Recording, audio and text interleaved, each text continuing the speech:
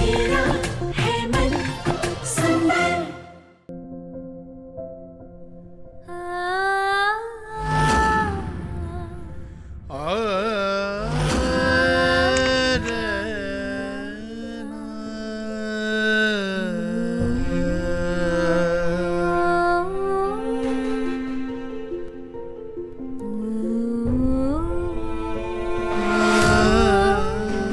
क्यों ना अर्जुन,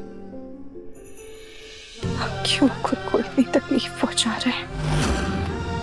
आप तो अपनी जिंदगी में आगे बढ़ चुके हैं ना, फिर आप खुद को इतनी तकलीफ क्यों दे रहे हैं? आप खुश हैं? भला कोई खुश इंसान अपने आप को इतनी तकलीफ, इतना दर्द क्यों देगा? या फिर आपके मन में कोई ऐसी बात छिपी हुई है जो शायद मैं समझ नहीं पा रही हूँ।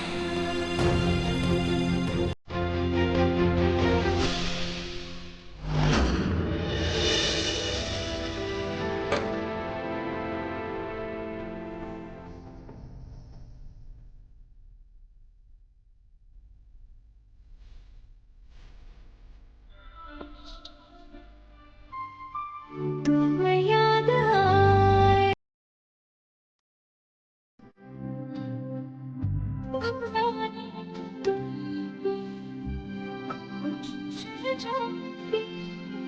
तुम्हें याद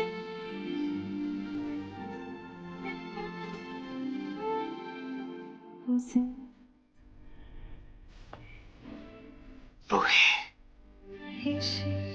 गुजरी दिनों को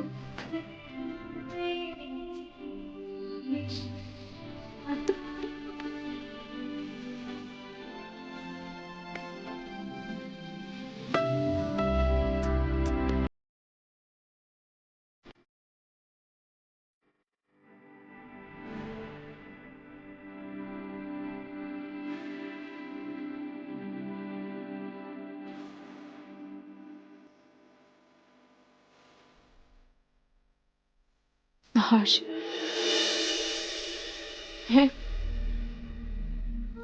मैं आपकी खुशी के लिए आपसे दूर गई हूं। आप प्लीज खुद को ऐसी तकलीफ मत दीजिए, क्योंकि चोट भले ही आपके हाथ में लगी हो, पर इसका दर्द मुझे हो रहा है।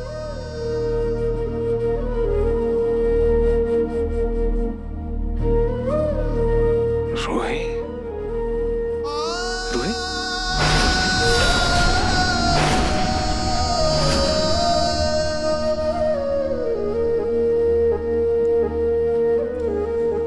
मुझे ऐसा क्यों लगा जैसे रोही यहीं थी मेरे पास।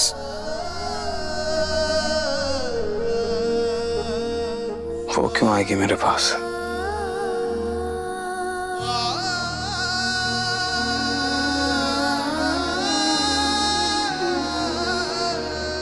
ये पट्टी,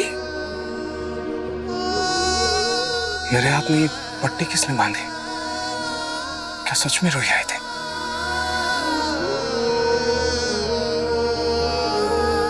रोही आई थी क्या? आज भी उसे मेरी परवाह है, मेरी फिक्र है। और अगर है तो वो स्पर्श के साथ क्यों है? कुछ समझ में नहीं आ रहा है, क्या सच है क्या नहीं। मेरे सवालों के जवाब तो मिल नहीं रहे हैं, उल्टा उन सवालों में मैं उलझता जा रहा हूं। कुछ समझ में नहीं आ रहा।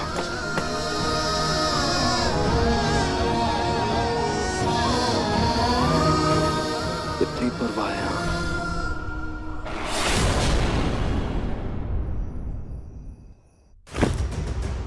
मारे कौन मारिया?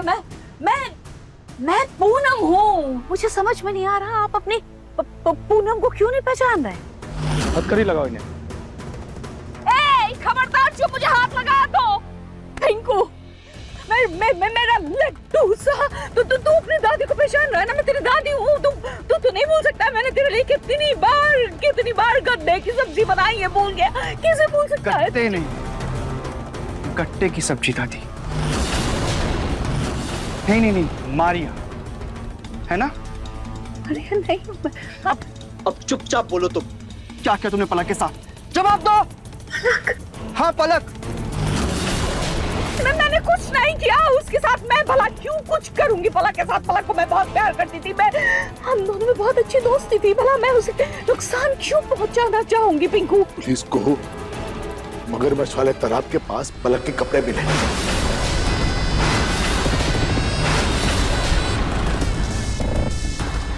मेरा यकीन कीजिए, मैंने कुछ नहीं किया है।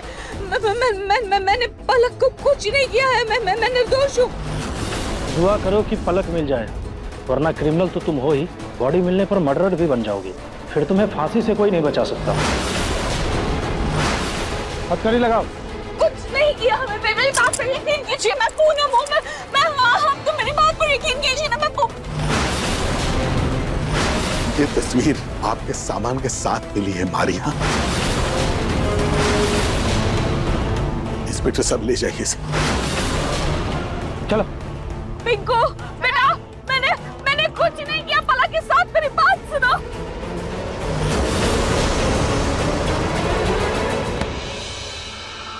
पलक तो पलक कहाँ होगी? पलक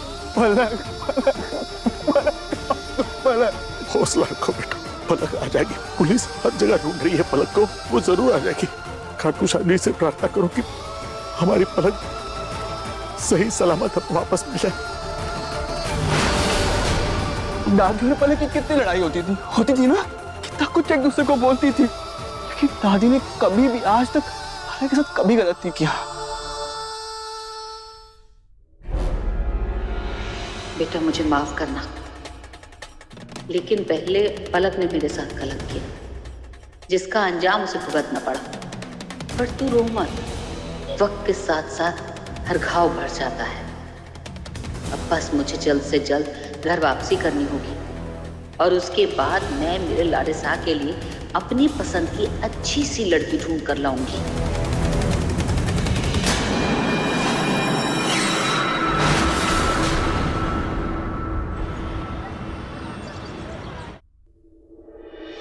दादी, आरती।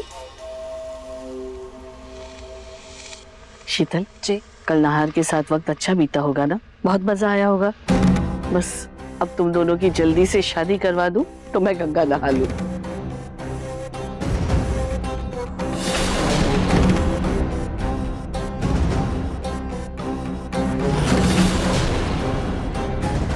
पता करो जरा, कल नहार जी सच में मेरे करीब आ रहे थे और रूही को जलाने का सब नाटक कर रहे थे।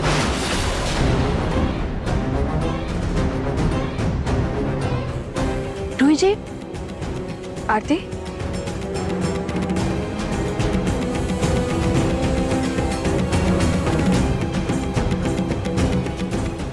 नहार जी, आप आरती तो लेंगे नहीं तो प्रसादी ले लीजिए।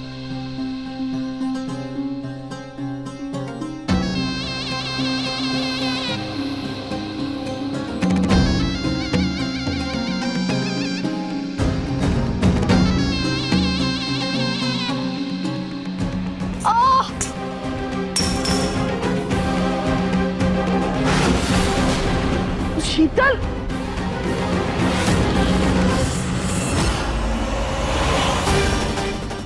शीतल, क्या हुआ? तुम गिर कैसे गई? देखा ना, चोट लगा लेना तुम्हें। इधर आओ, यहाँ बैठो। बैठो, देखा ना? कोई बात नहीं, मैं ऑइंटमेंट लाता हूँ, लगा दूंगा। हाँ, एक सेकंड। क्या करती हो? ऐसे कहाँ देख के चल रही हो? देखो चोट लग गई ना। रूही के सामने आती नहार जी ने अपना रवैया बदल लिया।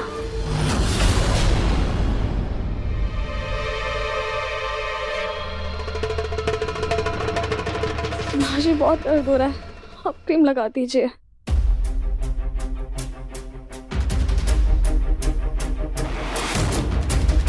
नहार, दवाई लगाओ ना। अरे मुझे याद आया, मेरी एक बहुत इंपॉर्टेंट मीटिंग है, मुझे ऑफिस के लिए रेडी होना है। दादी, ये क्रीम आप लगा दो। मुझे रेडी होना है ऑफिस के लिए। प्लीज शीतल, लगा लेना। मेरा शक पूरी तरह से पक्का हो गया।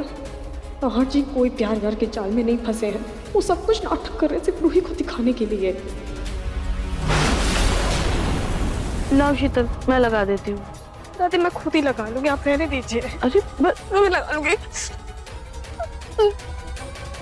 माँ जी, हाँ, ये शीतल को क्या हुआ?